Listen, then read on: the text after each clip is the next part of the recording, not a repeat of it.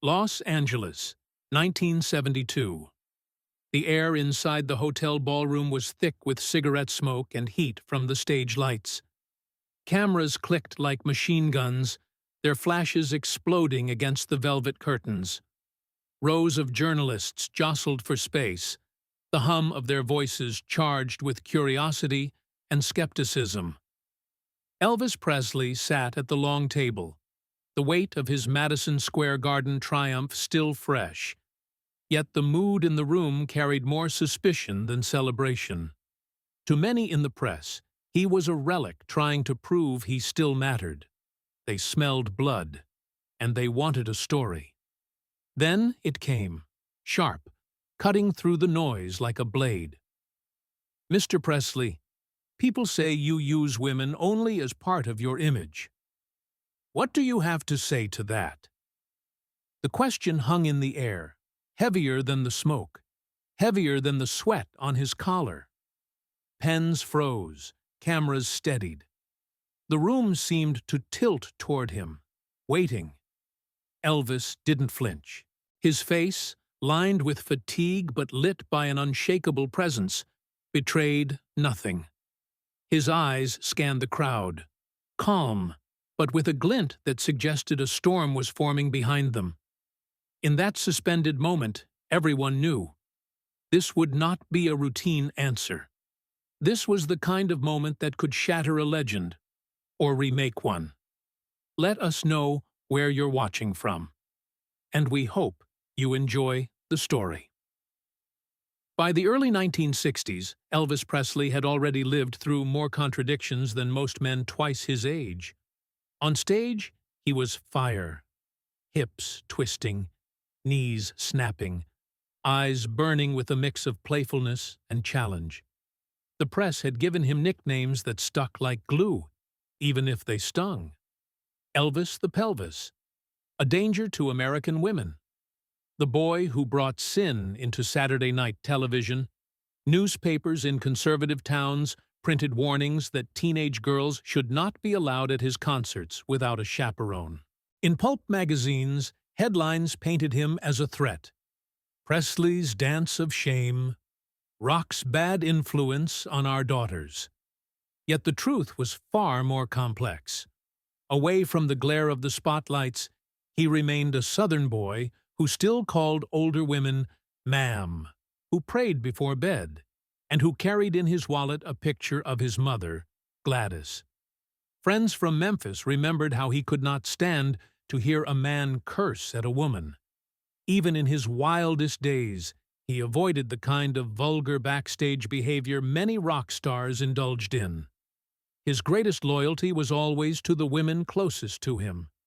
To Gladys while she lived, to his grandmother afterward, and later to the young woman who would become his wife. This duality, the dutiful son at home, the incendiary performer on stage, fascinated and infuriated the press. The contradiction was too good a story to let go. And so the caricature of Elvis as the dangerous seducer grew, fueled by television hosts, clergy, and lawmakers who warned that he was undermining the moral fiber of the nation. The more they denounced him, the more teenagers adored him, and the cycle fed itself. By 1967, Elvis had decided to challenge that narrative in the most public way possible. He married Priscilla Beaulieu, the young woman who had been his companion since his army years in Germany. Their wedding, held in Las Vegas, was splashed across newspapers worldwide. For Elvis, it was not merely a personal milestone, but a gesture, proof that he was capable of stability, of commitment, of choosing love over fleeting fame. He wanted the world to see him not just as a provocateur, but as a husband, a family man. But the media's appetite for contrast was insatiable. The very marriage that he hoped would calm the gossip only deepened the fascination.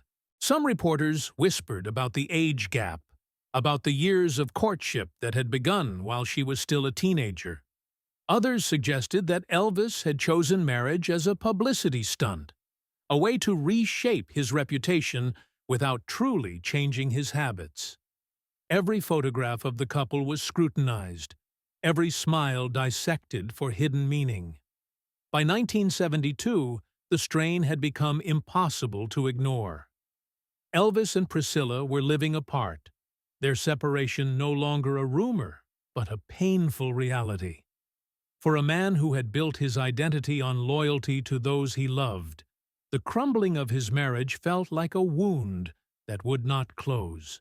Behind the glamour of Las Vegas residencies and sold-out shows, he was fighting a private battle to reconcile the myth the world demanded with the flawed, aching human being he was.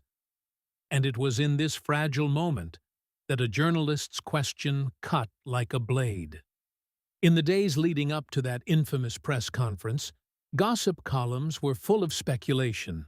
Rumors swirled about Elvis's late nights, about women who trailed after him in hotel lobbies, about his attempts to mask loneliness with endless tours and grueling performances. Some outlets ran cruel jokes. The king of rock can't rule his own castle. Others asked whether his influence on women was more dangerous now than ever. The press smelled blood, and one reporter in particular had prepared his strike. The question he would deliver was not random. It was calculated, sharpened like a spear aimed at the very center of Elvis's vulnerability. The man on stage was not only the king of rock and roll, but also a husband in name only, a father who saw his daughter less than he wished, a son who still mourned the loss of his mother. To ask about women, to imply that his career thrived on exploiting them, was to force Elvis to confront, in front of cameras and microphones, the precise fault line in his life. The cruelty lay in the timing. Only insiders knew how raw the separation from Priscilla truly was, but the public sensed it, and the reporter gambled that pushing Elvis on this subject would yield fireworks. The man who once had been scolded for shaking his hips too wildly was now being accused of something deeper, of being unworthy of the very devotion women had given him for 2 decades. Elvis understood immediately what was happening. He had faced hostile crowds before, from church leaders who called his music the devil's voice to politicians who branded him a corrupter of youth. But this was different. This was personal. To question his respect for women was to insult the memory of Gladys, to diminish the sacrifices of the fans who had written him letters during his army service, to belittle the wife and daughter he loved even as his family life crumbled. And so, when the words finally came, they did not sound like a question at all. They sounded like a provocation, a carefully aimed challenge meant to expose him. The room bristled. Journalists shifted in their seats, pens ready. Cameramen leaned forward, hungry for a reaction. Elvis smiled. That slow, enigmatic curl of the lip the world knew so well. But behind the smile, his eyes narrowed. In that instant, silence settled over the hall, and everyone present knew. This would not be a routine exchange. This was about to become history. The room smelled faintly of cigarette smoke and polished wood. It was one of those hotel ballrooms hastily converted into a press center, with folding chairs lined up in uneven rows, cameras perched on tripods, and tangled microphone cords snaking across the carpet. Dozens of journalists were squeezed together, shuffling their notebooks, whispering into tape recorders, exchanging hurried remarks. The low murmur of anticipation had the quality of a hive about to erupt. At the center, a long table stood elevated by a short platform. Elvis sat there, framed by velvet curtains and the harsh glare of television lights. He wore a tailored suit, not one of his flamboyant stage costumes, a deliberate choice to project composure and restraint. Yet even in subdued attire, he commanded the room. His dark hair shone under the lamps, and the famous sideburns, now slightly longer than in his youth, caught every flicker of flashbulbs. The question had just been asked. It hung in the air like smoke, impossible to wave away. A younger reporter, not more than 30, had leaned forward and, with a smirk, asked whether Elvis considered himself a good influence on women, or whether his career thrived by manipulating them. The timing was cruel. Everyone knew about his separation from Priscilla, even if few dared mention it aloud. Some laughed quietly when the question landed. Others avoided eye contact. The cameras zoomed in, and a chill of expectancy gripped the hall. Elvis did not answer immediately. Instead, he leaned back in his chair, folded his hands on the table, and looked down for a few seconds as though he were counting his breaths. Then he lifted his head slowly, his lips curling into a faint smile. But the smile did not reach his eyes. His gaze was steady, unreadable, fixed on a point somewhere beyond the reporter who had provoked him. The silence stretched. A few nervous chuckles broke the stillness, quickly smothered. The ticking of a wristwatch in the front row seemed suddenly loud. It was a silence heavy enough to press against the chest, the kind that made even seasoned reporters shift uncomfortably. When Elvis finally spoke, his voice was softer than anyone expected. "You know," he began, pausing again, "my mama used to tell me something when I was just a kid in Tupelo. She said, 'Son, if you can't treat a lady with respect, you don't deserve to call yourself a man.'" The words landed like stones in water, rippling outward. Reporters who had been poised to scribble down a scandalous retort now hesitated, caught off guard by the tenderness of the memory. Elvis's tone was neither defensive nor angry. It was reflective, personal, intimate. He leaned slightly forward, his hands clasped, as if addressing not a crowd, but a single confidant. "I grew up watching my mama work herself near to death to take care of me and my daddy. She was my whole world. If there's one thing she drilled into me, it was that women are the backbone of any man worth his salt." A few journalists lowered their pens, glancing at one another. This was not the confrontation they had expected. The smirk of the reporter who had asked the question faltered. He shifted in his chair, suddenly less certain. Elvis let the pause work for him. He had always known the power of silence on stage, how a still moment before the chorus could send an audience into frenzy.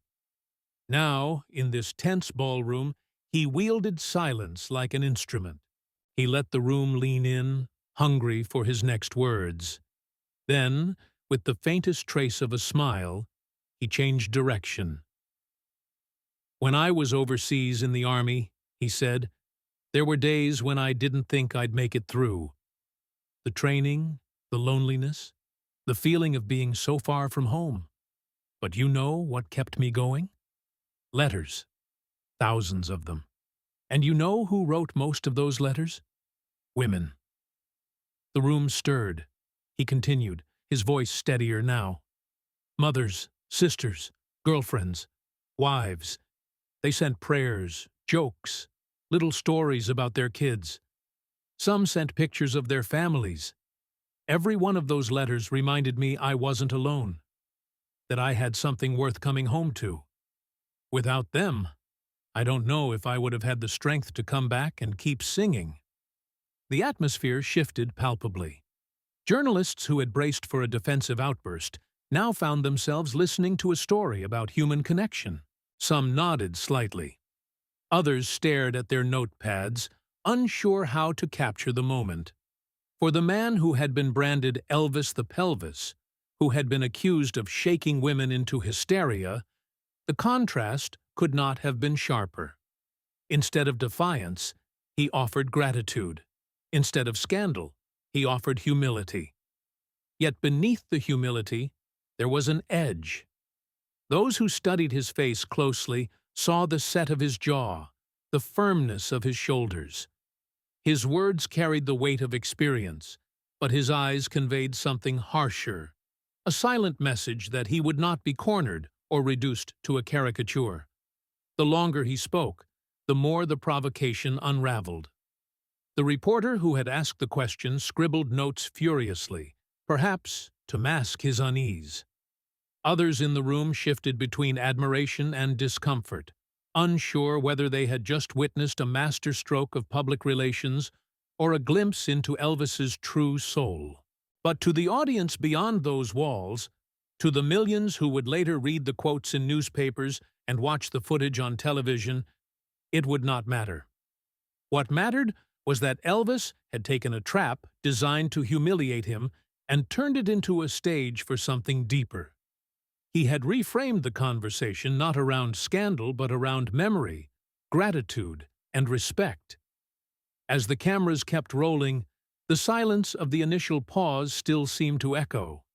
It was a silence that had unsettled the hall, pulled every eye to him, and given him the space to strike back not with anger, but with dignity. And though the room would erupt soon enough, in that suspended moment before the applause, before the scribbling pens resumed, Elvis Presley had already won. The ballroom, for a heartbeat, was still.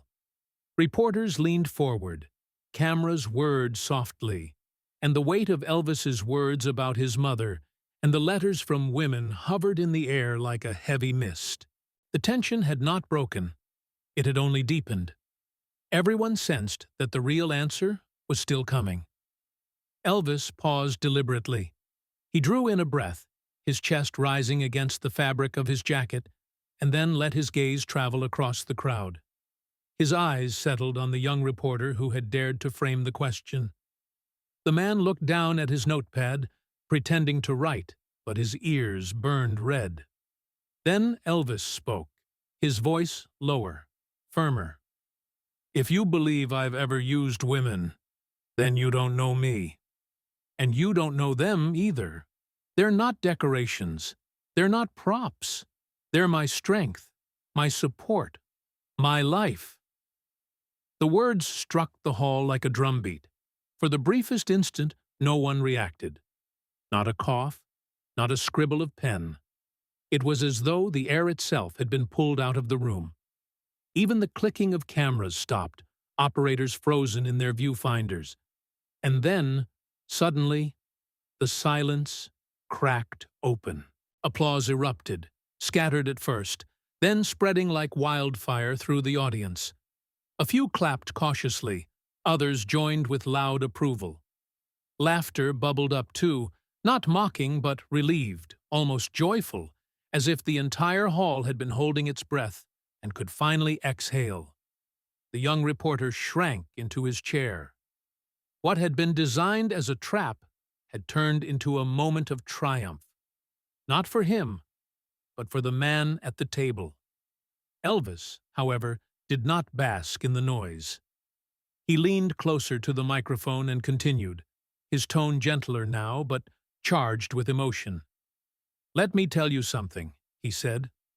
"One time, after a show down in Florida, a young woman gave me a letter.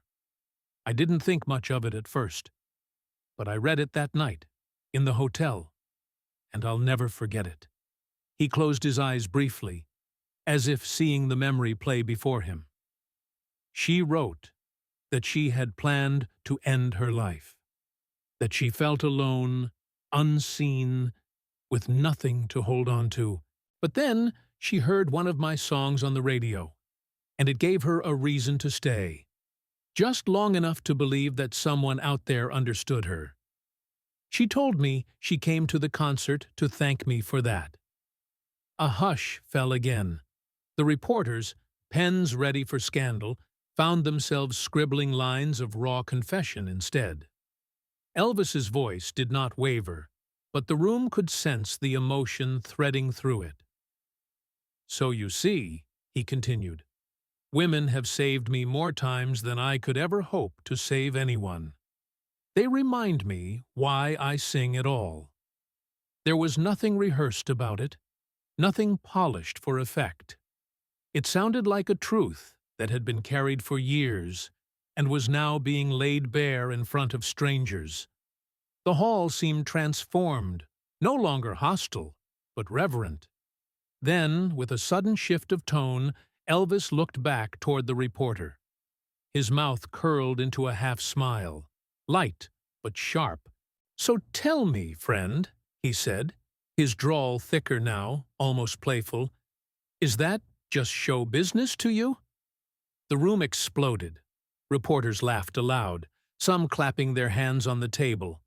A few even stood briefly, applauding as though they were at one of his concerts.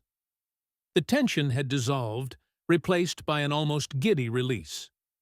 The reporter who had asked the question tried to chuckle along, but his face betrayed him. He had lost control of the exchange.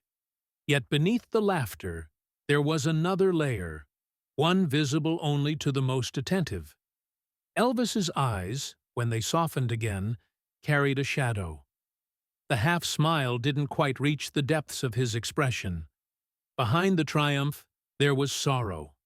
The kind of sorrow that comes from wounds not yet healed. For in that same year, his marriage was unraveling, his home life fractured.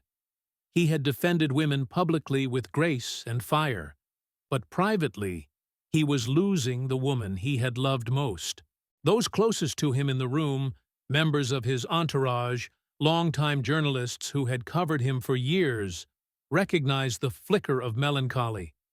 It was there in the tiny pause after his joke, in the way his fingers tapped once against the table before folding again.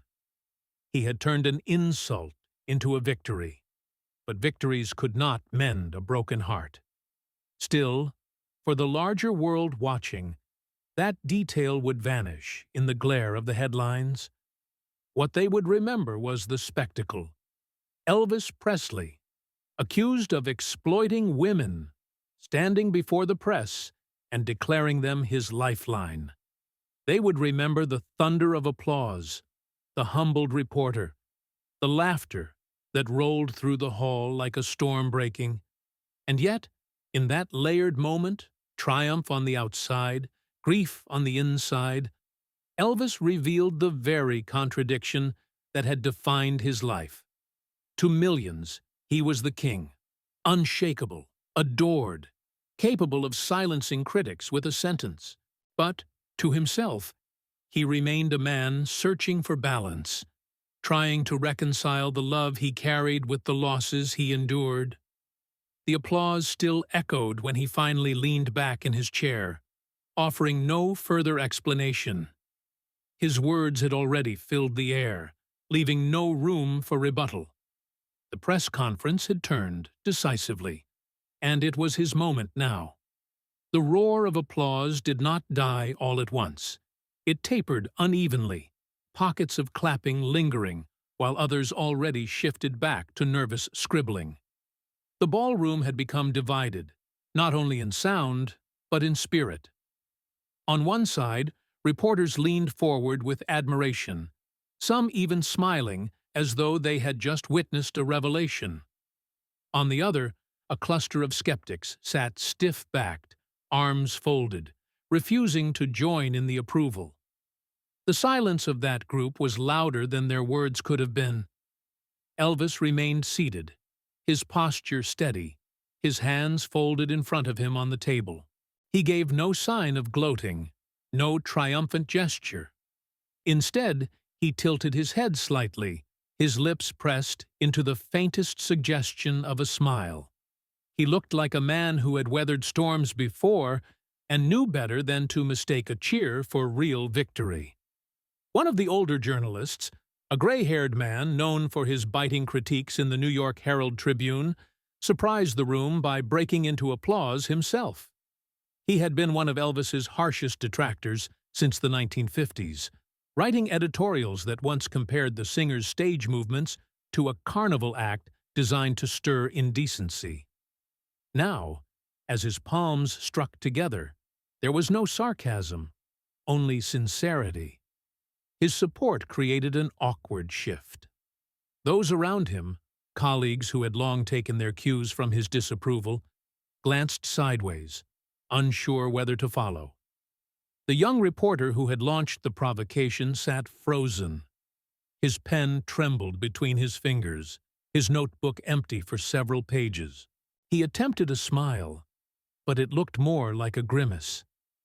The attention of the room had moved away from him, and that shift was its own punishment. He had set the trap, but it was he who had been caught inside it. Yet not all were willing to surrender. From the far side of the hall, a woman from a British tabloid called out, "Mr. Presley, are you saying you've never taken advantage of your fame when it comes to women?"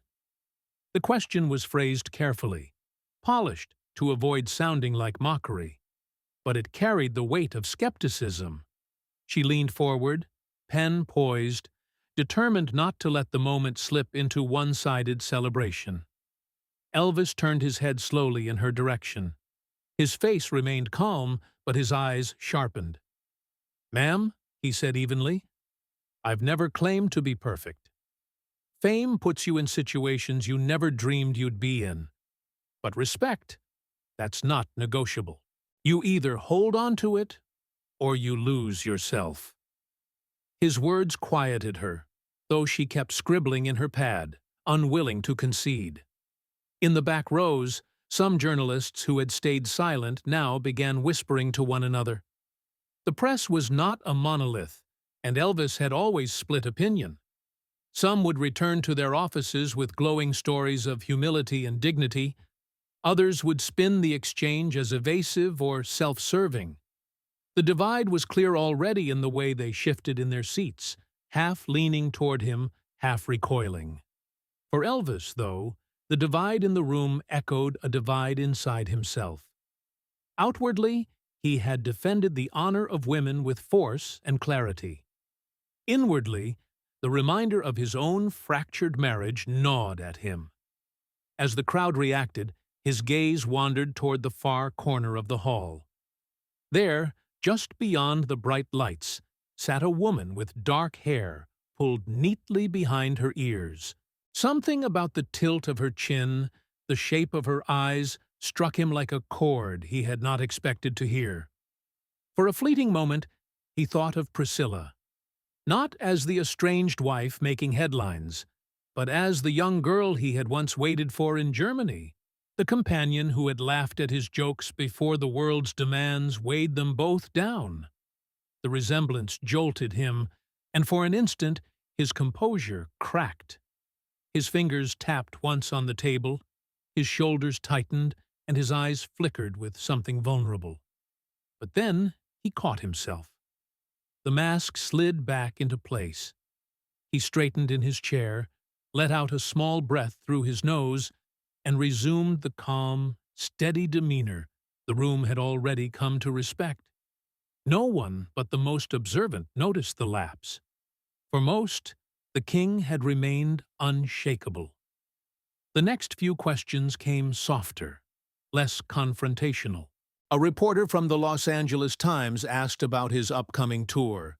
Another inquired about his daughter, Lisa Marie, in tones so cautious they sounded almost apologetic. The atmosphere had shifted decisively.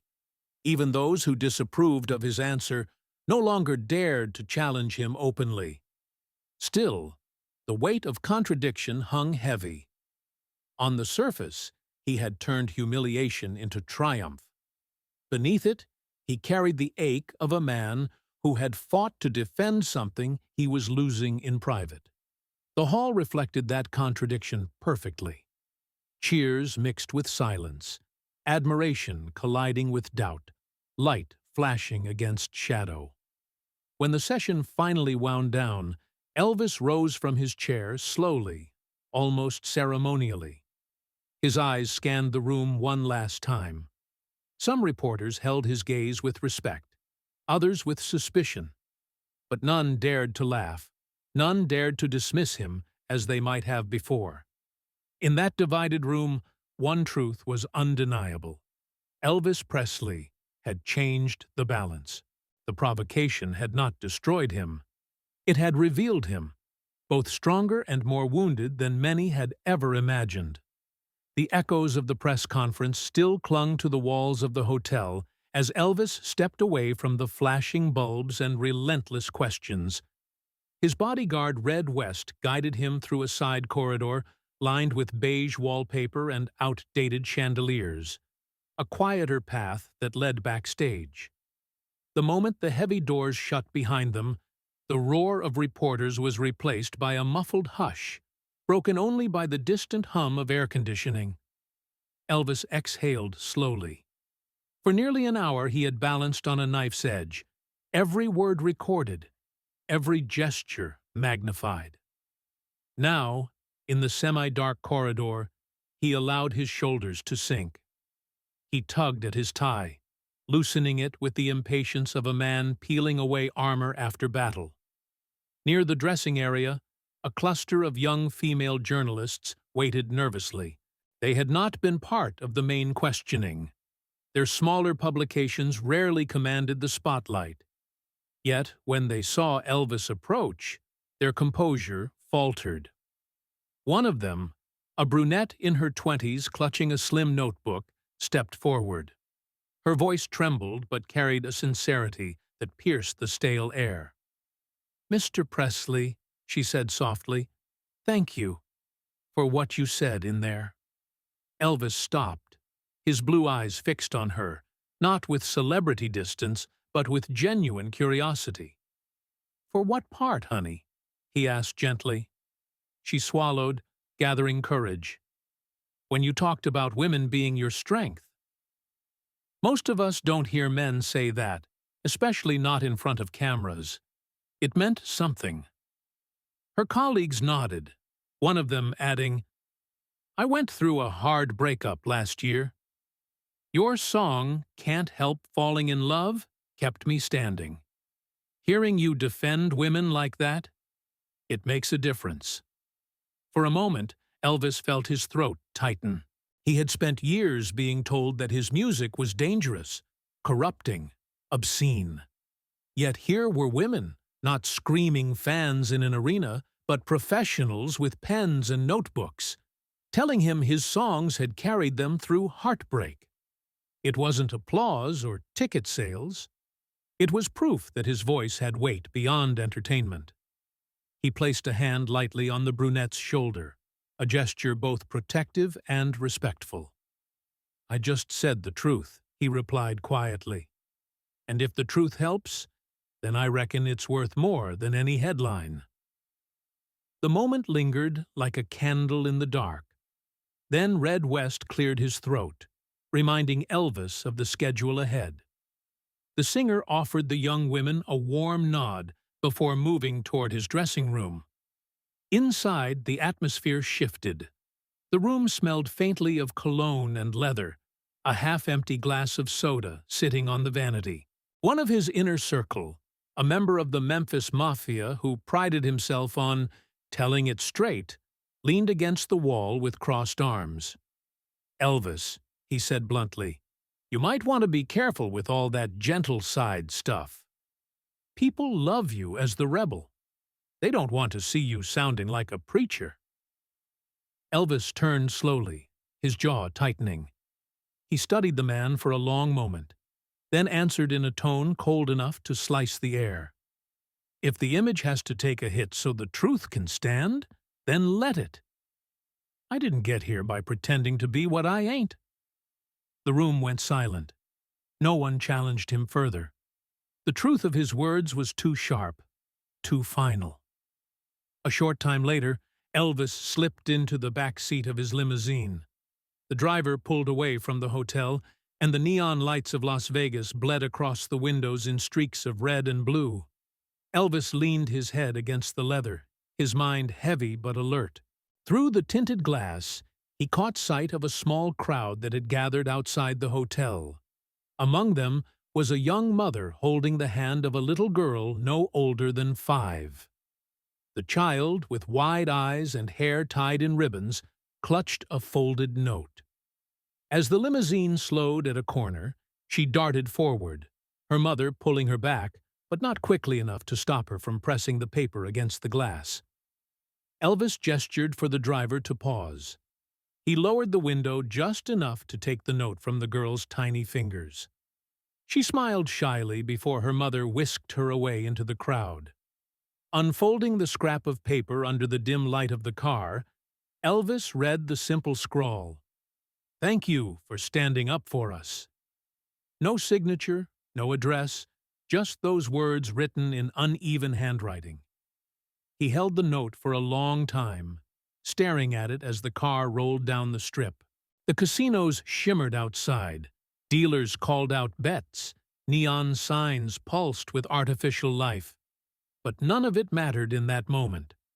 What mattered was the fragile piece of paper, a child's offering that felt heavier than gold.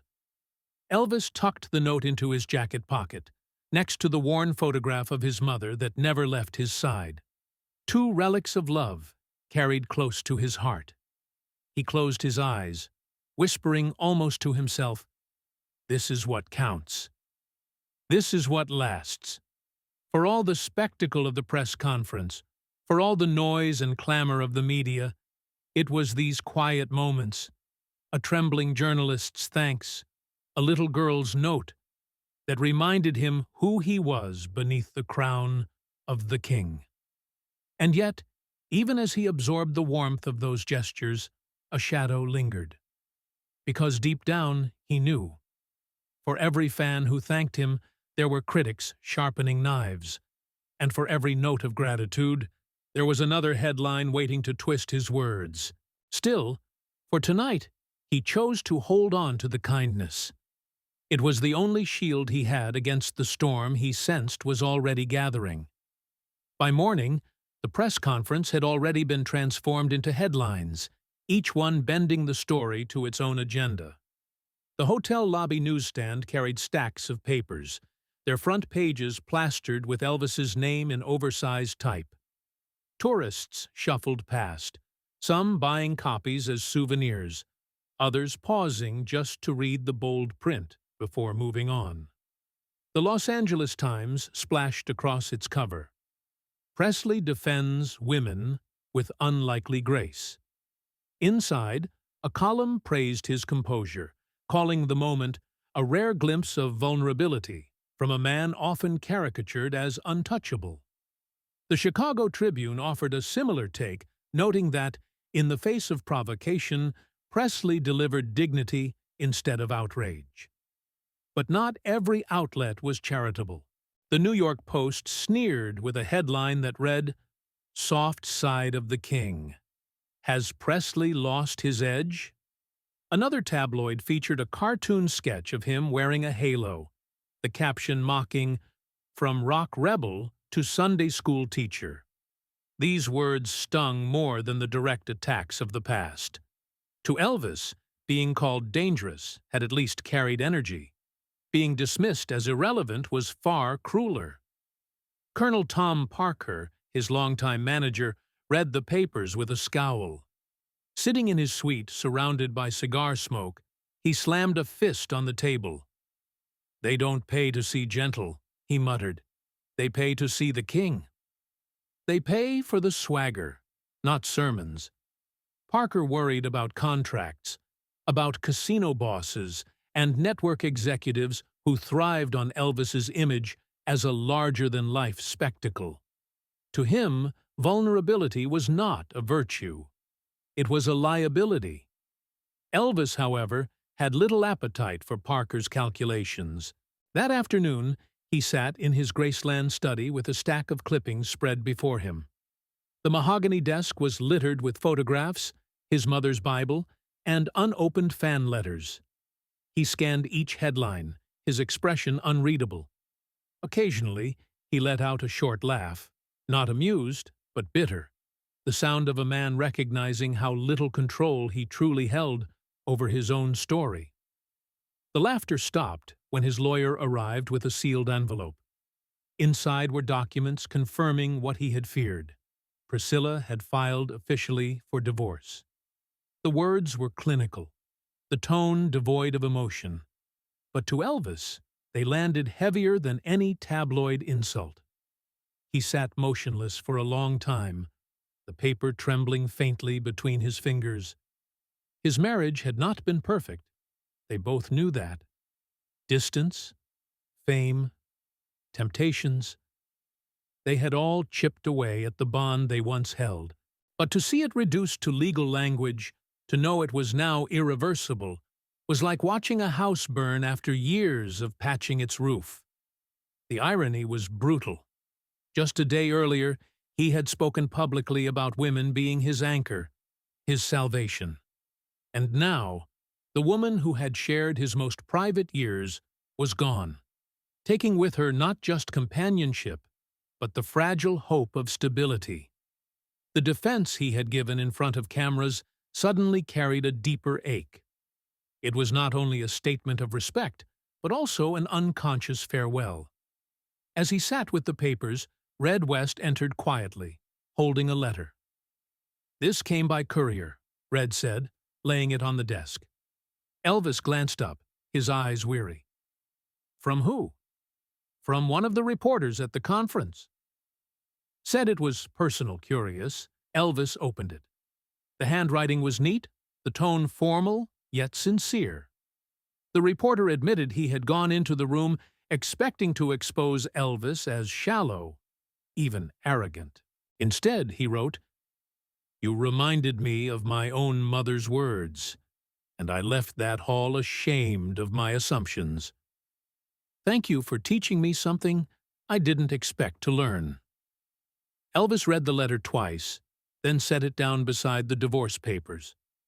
Two pieces of paper, side by side, one documenting loss, the other offering unexpected respect.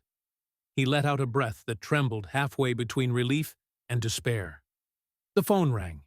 It was Parker, agitated as ever. "We've got to spin this. Too much talk about your marriage, too much softness. Don't give them more fuel.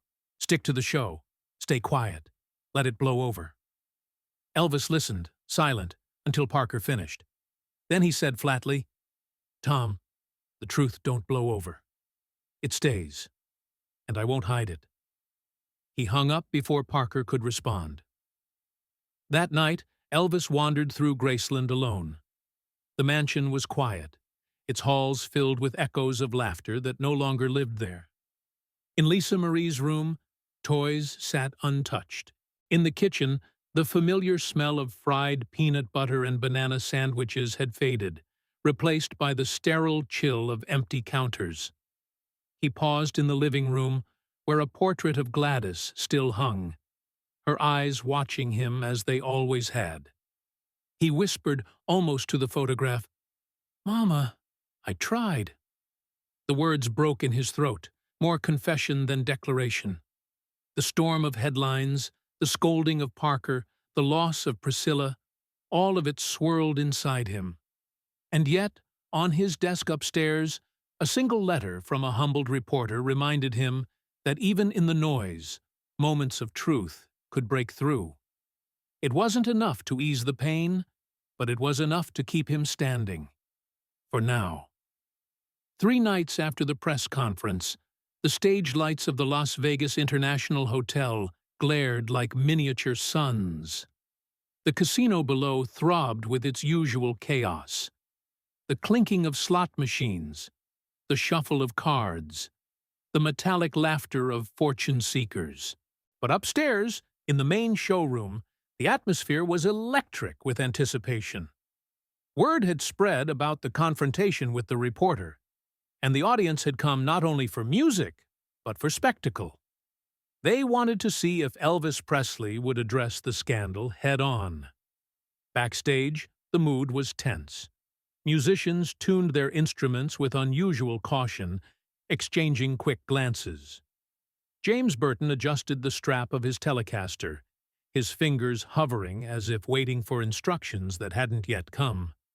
Charlie Hodge whispered, "He hasn't given us the set list yet." Elvis stood apart, gazing at his reflection in the dressing-room mirror. He wore a white jumpsuit embroidered with a phoenix, its wings outstretched across his chest. The choice was deliberate, a symbol of rebirth. But as he studied the image staring back, he saw not only a king rising from the ashes, but also a man carrying them. He stepped into the wings just as the announcer's voice thundered, "Ladies and gentlemen, Elvis Presley!" The crowd erupted, a wall of sound that shook the chandeliers. Elvis strode to the microphone, the familiar swagger in his walk, yet his eyes carried a different fire. The band waited for the opening number, but instead of the expected cue, Elvis raised his hand. Silence spread across the stage. "Tonight," he said into the microphone, his drawl slow but deliberate, "I'm going to do something a little different." The musicians froze. Burton glanced at the drummer, uncertain. Elvis turned his head slightly. "Key of D," he instructed, his voice firm. "The Impossible Dream." A ripple of surprise traveled across the stage. That song had not been rehearsed for this show. Still, the musicians trusted him. They fell into place, instruments humming softly to life. The first chords filled the room, gentle, tentative, as though the hall itself was holding its breath. Elvis closed his eyes and began to sing. "To dream the impossible dream." His voice carried a depth that silenced even the clinking of glasses in the back rows. It was not the polished baritone of his recordings, but something raw, torn, aching, yet resolute. He leaned into each word as if it were a confession, his hands gripping the microphone stand like an anchor. As the song built, the audience leaned forward. Many knew of his troubles. The newspapers had been relentless. To hear him sing of fighting unbeatable foes, of bearing unbearable sorrow, was to hear a man laying his life bare through melody. Midway through, he paused between verses. His breath hung in the air, and then he spoke quietly into the mic. "This one. This is for every woman who ever gave me strength when I had none." The room froze. Women in the front row exchanged glances, some pressing tissues to their eyes. A few men nodded solemnly, recognizing the weight of what he was saying.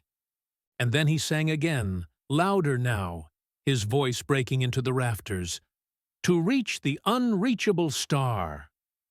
The band followed his intensity, the brass section swelling like a tide, the strings trembling with urgency. By the time he reached the final refrain, his body shook with the force of his delivery. Sweat poured down his face, glistening under the spotlights, but he did not wipe it away. It was part of the offering. When the last note echoed and faded, the hall remained silent for a heartbeat, a silence not of indifference, but of awe. And then the eruption came. Applause thundered, cheers rose, the crowd leapt to its feet. Some clapped, some wept, some shouted his name as though he had just confessed on their behalf. Elvis bowed his head, breathing hard. His musicians looked at him with wide eyes, still absorbing the gravity of what had happened. Burton muttered to himself, "He just turned the whole room upside down." For the audience, the message was unmistakable. He hadn't needed to mention the reporter or the scandal. He had answered the question without ever naming it. His reply carried not in prose, but in song. And the answer was stronger than any headline, that his bond with women, with the people who lifted him, was not scandal, but salvation. Backstage afterward, the crew buzzed with disbelief. One technician whispered, "That wasn't just a performance. That was a sermon." Another added, "No, it was a confession." Elvis returned to his dressing room, his chest still heaving. He pulled off his jacket and dropped into a chair. His hands trembled slightly, the adrenaline still coursing through him. But beneath the exhaustion, there was a strange calm. He had given the audience not just entertainment, but truth, and they had embraced it. Yet, in the quiet that followed, the ache returned. He had sung of impossible dreams, but he knew some dreams, like holding his marriage together, were already gone. The ovation still echoed in his ears, but so did the silence of empty halls back home. Still, for one night in Las Vegas, Elvis Presley had reclaimed the narrative, not by answering a reporter's provocation, not by trading words, but by lifting his voice until even his critics had no choice but to listen.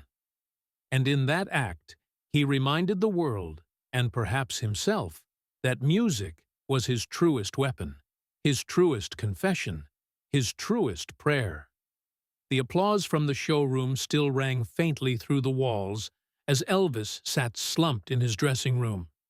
His white jumpsuit, damp with sweat, clung to him like a second skin. He had given everything to the stage, and the performance had drained him to the bone. The noise outside, fans chanting, slot machines chiming, the low throb of the casino, felt distant, almost unreal. Here, under the dim glow of a single bulb above the mirror, he was alone with his exhaustion. The room smelled of hairspray and leather. A half-finished glass of Gatorade sat on the counter beside a pack of cigarettes he hadn't touched. He leaned forward, elbows on his knees, and stared at the floor as if it might give him answers. For all the thunderous ovations, he felt a hollowness that clung stubbornly, the kind applause could never fill. A gentle knock interrupted the silence. "Come in," he said, without lifting his head. The door creaked open, and a woman entered, a journalist from a mid-sized magazine, not one of the famous tabloids. She carried no notebook, no camera, only a hesitant expression. "Mr. Presley," she began softly, "I'm sorry to intrude. I wanted to tell you something." Elvis looked up slowly. His eyes, rimmed with fatigue, studied her for a moment. "Go ahead, darlin'," he said, his voice rough but not unkind. She stepped closer, her hands clasped together. "What you did tonight, it wasn't just singing. You changed people. You changed me. I've covered dozens of performers, and most of them put on a show. But you—" She stopped, her voice trembling. "You bared yourself.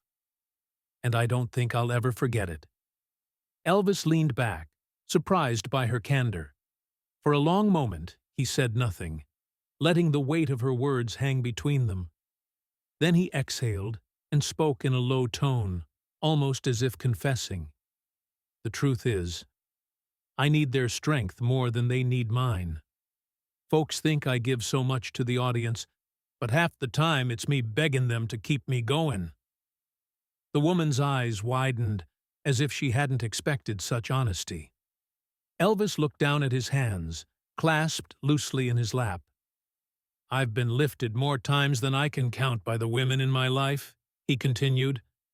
"Mama, she taught me everything about kindness. Priscilla, even though we couldn't hold it together, she gave me years I'll always be grateful for. And then there are the fans, women who stood in the rain, who wrote letters when I was overseas, who still send prayers my way." He paused, his voice catching slightly. "They've all left pieces of themselves in me. And without those pieces, I don't reckon there'd be much of me left." The journalist shifted, overcome. "Do you ever think about how much you mean to them?" "To us?" she asked. Elvis gave a faint, weary smile. "I think about it every night. And it scares me sometimes, because I ain't sure I deserve it. But I'll tell you this, I try to honor it. Every time I step on that stage, I try." He reached into the pocket of his jacket, draped across the chair beside him. From it, he pulled a worn leather wallet. Opening it carefully, he revealed a small black-and-white photograph tucked inside. The edges were frayed, the image faded, but the face was unmistakable. Gladys Presley, his mother, smiling softly at the camera. "She's with me everywhere I go," he said quietly, his thumb brushing the photograph. "When I was a boy, I thought I couldn't breathe without her. When she passed, I thought I never would again. Maybe that's why I can't stand hearing anyone say I don't respect women. Because this face right here, it's the reason I learned respect in the first place." The journalist blinked back tears. The room was utterly still, save for the faint hum of the air conditioner. Elvis slipped the photo back into the wallet and closed it gently, as if sealing away a fragile piece of his soul. "You know," he added, almost in a whisper, "sometimes people think the jumpsuits and the lights are who I am. But that's just the shell. The truth is, I'm still that boy from Tupelo who promised his mama he'd never let her down. And I'm still trying." The journalist lowered her gaze, overcome by the intimacy of what he had shared. "Thank you," she said softly, "not just for the music." For being real, Elvis gave a small nod, then leaned back, eyes closing briefly. He looked more like a man praying than resting. "Real's all I've got left," he murmured. The woman lingered a moment longer, then slipped quietly out of the room, leaving him in the soft half-light.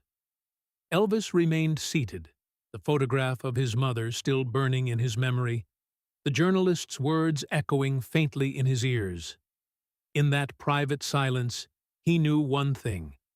Whatever storms lay ahead, the only way he could face them was to keep drawing strength from the women who had shaped his life. They were not an audience. They were his anchor. And for tonight, in this quiet after the storm of applause, that truth was enough.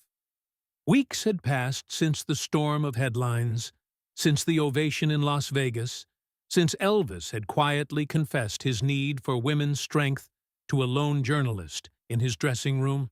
The world had moved on, as it always did, but the air around him still seemed charged with the residue of that question, the one that had cut him to the bone. Now, in another hotel ballroom, another press conference awaited. The setup looked almost identical. Rows of chairs, cameras humming, notebooks at the ready. But the mood was different. Reporters filed in with a hesitancy they hadn't shown before. No one laughed, no one sneered openly. The memory of the last confrontation lingered. Even the most skeptical had learned to tread carefully. Elvis entered with his entourage, dressed simply in a dark suit. He looked less like the glittering star of the showroom and more like a statesman. Calm, steady, his face composed. He took his place at the table, adjusted the microphone, and waited. Questions began cautiously. A writer from Time asked about his tour schedule. Another from a European magazine inquired about his plans to record again in Nashville. Elvis answered politely, his drawl even, his tone measured. The tension of battle was absent. This was business, routine, polite. And then it happened. From the middle rows, a figure rose. The same young reporter who weeks earlier had asked the biting question about women stood up, clutching a folded sheet of paper. His face, once smug, was drawn and pale. His voice shook as he addressed the room. "Mr. Presley, I was the one who asked you that question before." A murmur spread through the hall. Cameras turned sharply toward him, lenses zooming in. Some journalists whispered, others leaned forward eagerly. The reporter continued, his words halting but clear. "I was wrong. I came here to provoke you, to embarrass you. But what you said, and what you sang, has stayed with me ever since. I owe you an apology. And I want to thank you. You reminded me that respect isn't weakness." The room froze. No one had expected this. Reporters stared, unsure whether to write, to applaud, or to sit in stunned silence. All eyes turned to Elvis. He did not rush to respond. He did not reach for the microphone, did not flash the smile that so often diffused tension. Instead, he leaned back slightly in his chair, studying the man before him with a calm that seemed carved from stone. His lips pressed together, his jaw set, but his eyes, steady and unblinking, conveyed something deeper than words. Seconds passed, heavy and unbroken. The reporter shifted awkwardly, his face reddening under the silence. Yet Elvis did not move, did not speak. He simply inclined his head once, a single gesture of acknowledgement, and held the man's gaze. That silence filled the room more completely than any speech could have. It was not dismissive. It was not cruel. It was acceptance, forgiveness, and authority, all distilled into the quiet stillness of a man who no longer needed to justify himself. Around the hall, reactions rippled. Some journalists lowered their pens, realizing no quotation could capture what had just happened. Others exchanged glances, shaken by the weight of a silence that had stripped away the noise of the profession itself. Finally, one voice broke the hush. From the back row, a reporter whispered, audible only because the room was utterly still. He just answered without speaking. The words seemed to settle over everyone like a benediction. Elvis gave no further reply. He glanced once more across the room, then rose from his seat. The scrape of the chair against the platform sounded louder than thunder. With unhurried steps, he walked toward the exit, his entourage trailing behind. No cameras flashed, not because photographers weren't ready, but because even they felt the urge to hold back, as though capturing the moment with lenses might diminish it. As he reached the doorway, he paused briefly, his hand resting on the frame. He did not turn back, did not wave. He simply stepped out, leaving behind a room so hushed it felt like a church after prayer. That night, newspapers struggled to frame the moment. Some wrote of humility, others of authority. A few declared it the most powerful silence in show business history. But the real truth could not be printed. It lived only in the memory of those present. The silence of Elvis Presley, which had carried more force than any outburst, more grace than any speech. In that quiet, he had finally reclaimed the narrative. He was not merely the king of rock and roll, nor the scandal-plagued celebrity. He was a man who had faced insult, spoken truth, and, in the end, discovered that sometimes the greatest power lay not in words or song, but in silence.